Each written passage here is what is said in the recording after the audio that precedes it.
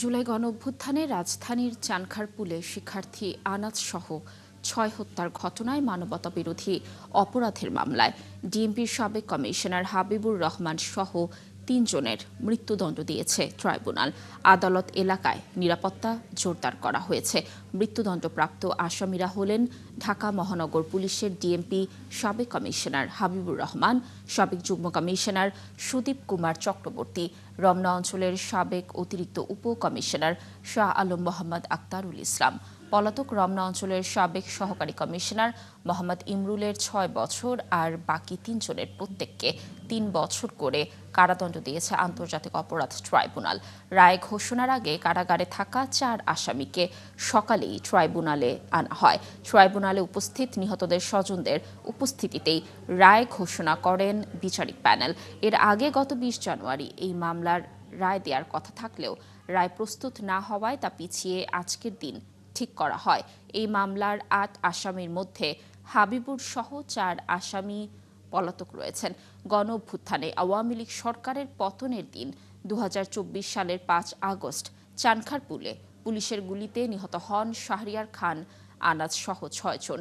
এটি ২৪-এর অভ্যুত্থানের ঘটনায় ট্রাইব্যুনালের দ্বিতীয় রায়। এর আগে গত বছরের ১৭ নভেম্বর প্রথম রায় দেয় ট্রাইব্যুনাল।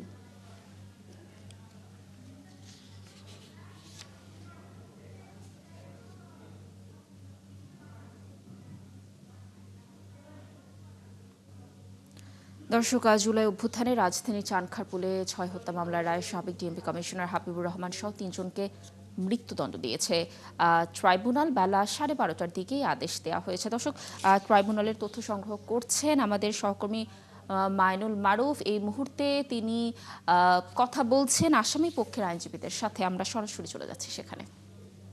কোনো কিছু দেখেন নাই, তো এই মামলাটা শুধু আমি বলবো যে এটা কেস অফ নো এভিডেন্স।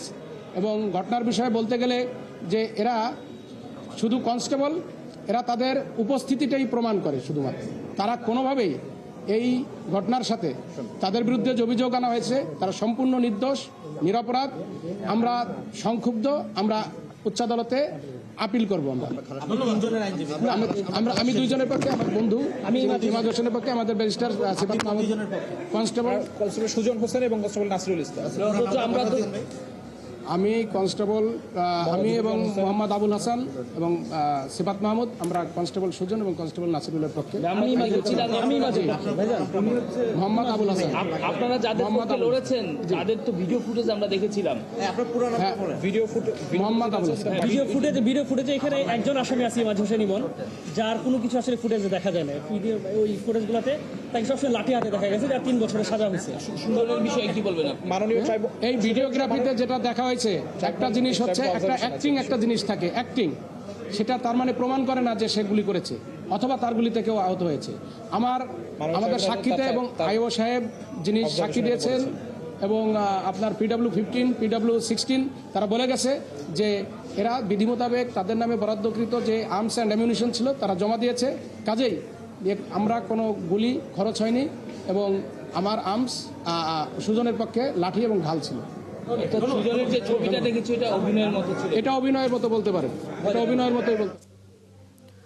দর্শক, জুলাই অভ্যুত্থানে রাজধানী চানখারপুলে ৬টি হত্যা মামলার রায় ঘোষণা করা হয়েছে। আসামি পক্ষের আইনজীবীরা কথা বলছিলেন সাংবাদিকদের সাথে। আমরা যুক্ত ছিলাম সেই বক্তব্যে।